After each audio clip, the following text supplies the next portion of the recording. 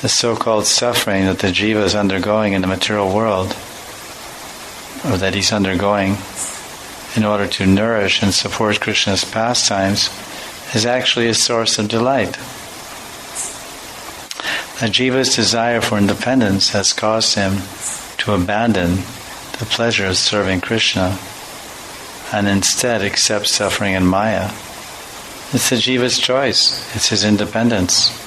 It's his fault. It's not Krishna's. This independent jiva is a beloved servant of Krishna.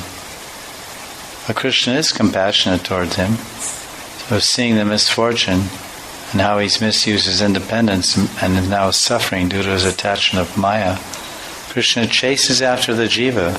He runs after the conditioned soul, weeping and weeping.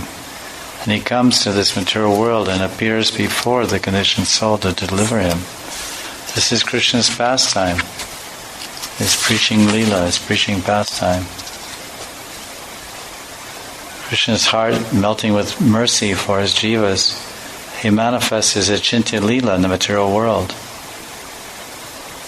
thinking that his appearance will enable the jivas to see his nectarian pastimes. But somehow the jivas don't understand the truth about Krishna's pastimes, even after receiving so much mercy by the compassionate Lord. So then Krishna comes again in Kali Yuga, descends as Sri Gauranga Mahaprabhu in Navadvip. Then he takes the form and plays the role of the Guru.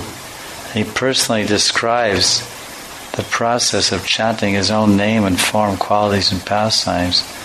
And he personally instructs and inspires the jivas to take to this path of Nam Sankirtan, Bhakti Yoga, Shuddha Bhakti, Braja Bhakti. Well, this is also the Leela, Gaur Leela, in the material world.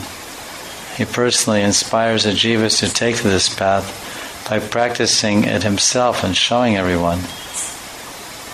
So how can one accuse Krishna of being at fault in any way when he's so merciful?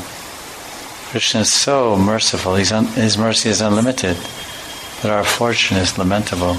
Bhaktivinoda Thakur is describing that this is the Leela of the Lord, which is actually indicated here. So appropriately by the wife of Bali Maharaj.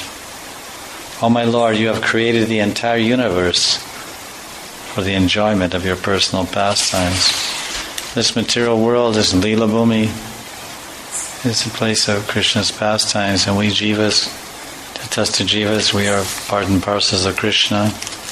We are situated in this Leela Bhumi of the material world. We are here for the pleasure of the Lord, by the design and arrangement and creation of the Lord. With His intention, His will, we are placed here and situated here in this region, transitional region between external and internal potency. Well, let us play the Leela perfectly for the pleasure of the Lord. Not suffer, but transcend and enter the eternal pastimes of Krishna and Vrindavan.